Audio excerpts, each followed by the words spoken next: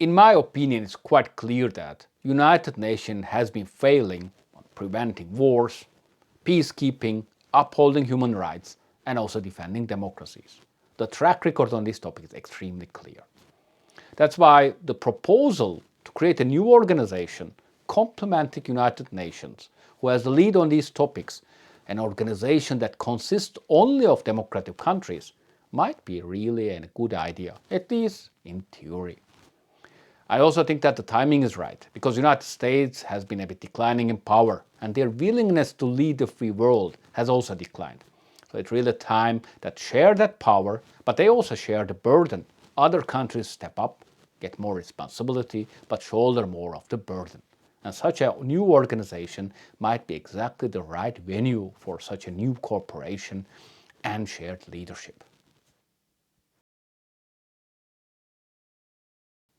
So if I could actually design such an organization from scratch, how would I do that? First of all, I think it's vital that there are clear membership benefits. The country should be motivated to join. These benefits should be in financial nature, some development money, but also trade taxes, trade privileges, perhaps free movement of people for at least countries that have some minimum standards, and of course, especially security guarantees.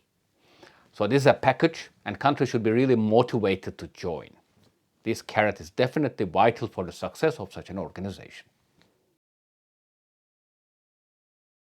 But which countries should be admitted to this new organization? I favor a more broad approach.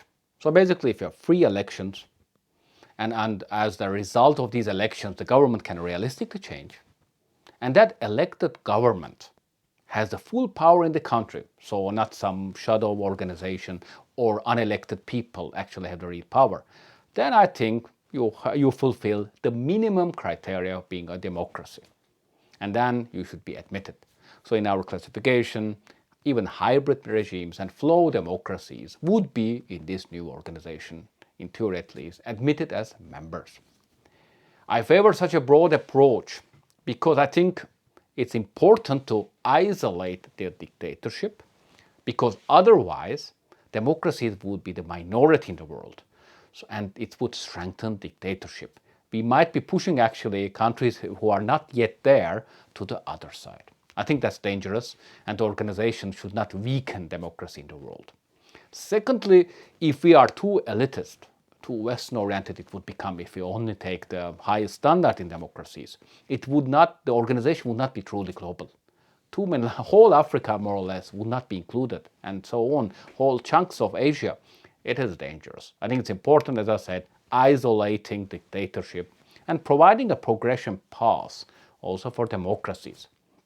When I say progression path, I think that if your country is too slow to be considered a real democracy, like a hybrid regime, then that country would be a part of this organization, but not with full membership privileges. So basically, they would not have access to some financial benefits, some free movement of people, and so on, some maybe trade benefits. So if you are not yet there, you have less benefit, but you are still in the organization and you know what to do, what to improve to get the full membership privileges, a bit like in the European Union. So this is how I would structure the membership. Let's talk about focus and capacity. In my opinion, this organization would completely replace NATO and complement United Nations. I mean, NATO is a successful security organization. I think we should take that structure, expand it, change a bit, and adapt it, but as its core, keep it, and then, as I said, dissolve it in this new organization. When it comes to United Nations, obviously there should be some coexistence, but this new organization should take the lead on some important topics, especially peacekeeping, but also climate and some trade topics. When it comes to capacity, I think there needs to be a huge financial transfer to this new organization. Some will come by taking out money from less commitments to the UN, but others will need to be really invested on top. Especially investment on top, I also think that not only military, but reconstruction after wars, after conflicts we have seen it in many, in Iraq, Afghanistan, also in Libya. This is the weak point in international interventions. And this new organization should really be more specialized also in this topic. And also, as I said, in climate, we have more ad hoc organizations. A permanent organization, which includes some of the most advanced, more human-oriented actually, countries, can, I think, make us as a world move much faster in climate topics as well. And finally, decision making. A bit similar to the United Nations, actually I favor a two-chamber kind of design, but with really significant differences. The executive body, in my opinion, should be something like 20 size of 20 members, 15, for instance, the most important economies, and 5, the representative of smaller countries, so they will be more in blocks. 20 countries, no veto power, majority decision, so that's the executive chamber. And then you have a General Assembly of all countries, one country, one vote, and the most important topics will need to be agreed with majority rule or even a qualified majority. So this gives again power also to the smaller countries. So United States basically, or any other country, would not have veto power. That would mean that things would move much smoother. However, especially when it comes to military stuff, there will be an opt-out possibility. Otherwise, of course, no country would join. I mean, especially the United States would not join. So the Executive Committee and the General Assembly might actually approve military intervention, but countries would be able to opt out by sending their national troops. Because like in NATO, you have your national commitments and they together work under a structure. But in the end, a country can still decide not to commit troops, for instance, to a certain intervention. I think this worked in the past, and I think we should take over for this new organization. So this is a bit the decision-making structure. I think the big improvement is that there are no veto powers, there are qualified majorities, so it's structure designed to work rather smoothly.